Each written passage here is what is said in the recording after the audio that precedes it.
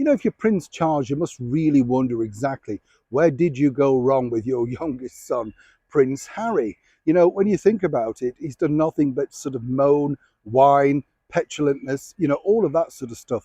All of his life, seemingly so far, whatever you've done before he met the cable TV actress Meghan Markle, seemingly was wrong, every single thing. But it's come to light now, of course, that Harry himself is not exactly shy in making sure he plunges the knife in to certain people.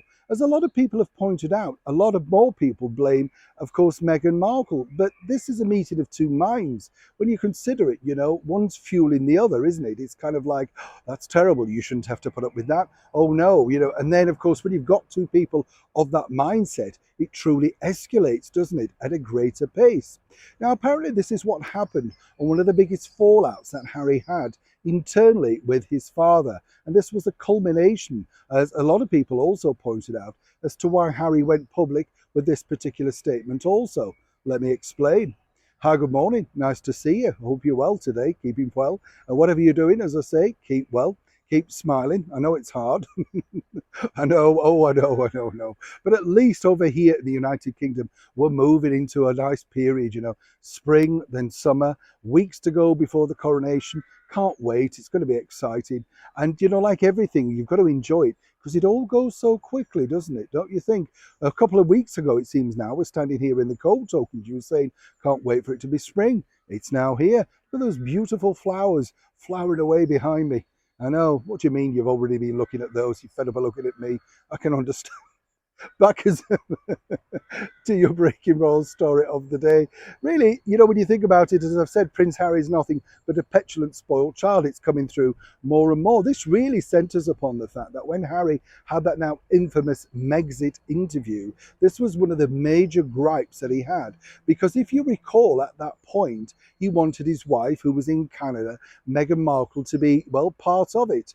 Now, the one person that basically said absolutely not was none other than our late and beautiful monarch, Her Majesty the Queen. Rightly so. I mean, how dare Harry even suggest that this non-entity, a former actress stuck over in Canada who couldn't be fagged to come over and take these people on face to face, decided to stay over there and expected to do a video call with the most famous woman, the most influential woman in the world. Ludicrous when you think.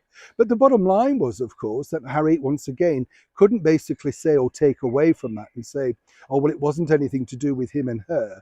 That's when you saw, you see, a couple of years later, around about a year and a half, that Harry then went on television and announced to the world that he fleetingly popped in to see our late and wonderful monarch on his way back from Invictus in the Netherlands to see how she was coping and to make sure the right people were around her.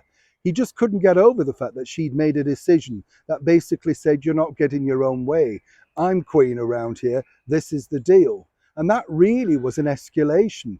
And as a very good source who was at that particular event told me, he couldn't quite believe it, you see, because it was falling around him quite literally. You know, he'd always been sort of the Queen's pet, if you like, the favourite, the one that she did have quite a little bit of time for, because obviously she spent more time schooling Prince William in what was going to become his destiny. Harry had an easier time, and he felt misguidedly, mistakenly, that he could get his own way, even with the Queen at that advanced age. And that, allegedly, was the big turning point. When she refused Meghan that entree onto the video call, everything turned radically sour.